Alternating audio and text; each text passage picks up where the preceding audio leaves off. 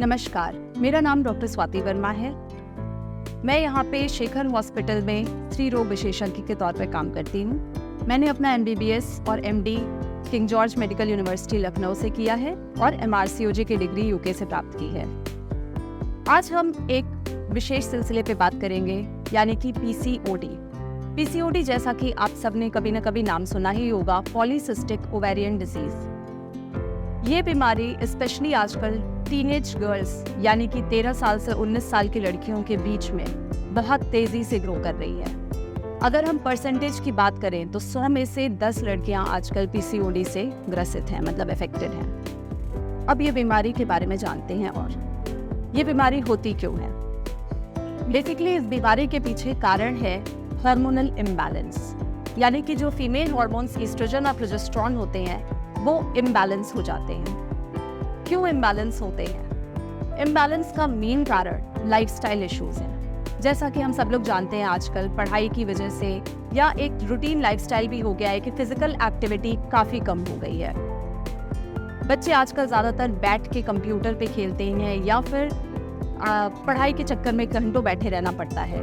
उस कारण से फिजिकल एक्टिविटी काफ़ी कम हो गई है। इसके अलावा सेकेंड मेन फैक्टर है डाइटरी प्रेफरेंसेस। अगर आजकल हम लोग देखें तो लोग वेजिटेरियन फूड से ज़्यादा, vegetarian non vegetarian both are healthy, but yes fast food ज़्यादा प्रेफर करते हैं। बाहर का खाना, ऑयल और ये सब चीज़ों का सेवन से क्या होता है कि बॉडी में फैट काफ़ी ज़्यादा एक्यूमुलेट हो जाता है, और फैट यानी कि जो एडिपोज टिश्यू होता है वो इस हार्मोनल इम्बैलेंस की तरफ काफ़ी तेज़ी से कंट्रीब्यूट करता है।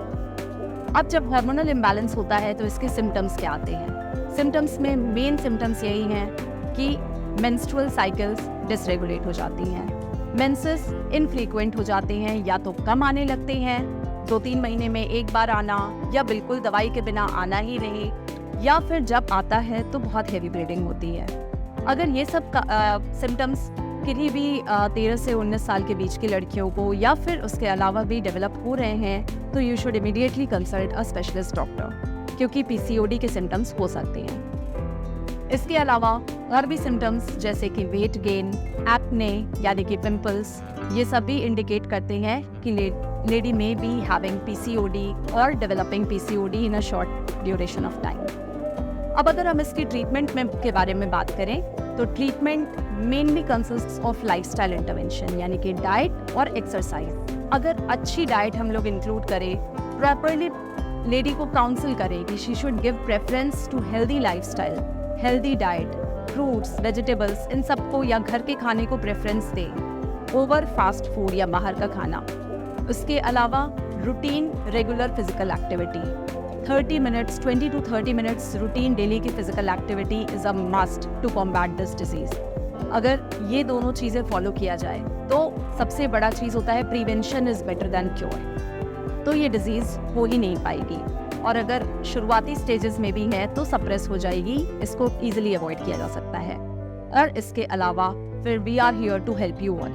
अगर किसी को इंटरवेंशंस यानी कि मेडिकल थेरेपी की ज़रूरत है तो हम लोग के पास उसके लिए adequate hormonal support, adequate multivitamins are there for PCOD, वो सबसे सपोर्ट प्रोवाइड किया जा सकता है।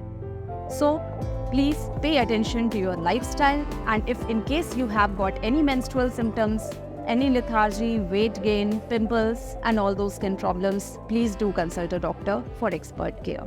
Thank you.